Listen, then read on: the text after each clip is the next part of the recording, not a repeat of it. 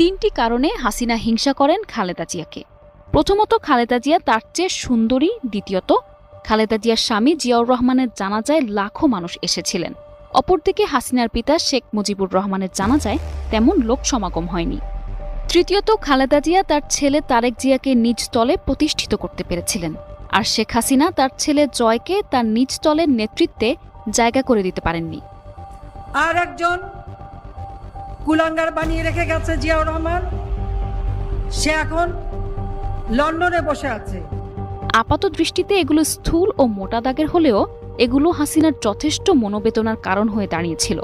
এটি তাকে করে তুলেছিল আরও হিংসুটে ও প্রতিহিংসা পরায়ণ। হাসিনা খালেদা জিয়াকে এতটাই হিংসা করতেন যে 5 আগস্ট শেষ মুহূর্তেও খালেদা জিয়াকে দোষ দিতে কার্পণ্য করেননি। এছাড়াও হাসিনার বদ্ধমূল ধারণা ছিল মুজিব হত্যার পেছনে মেজর জিয়ার হাত ছিল, যা তাকে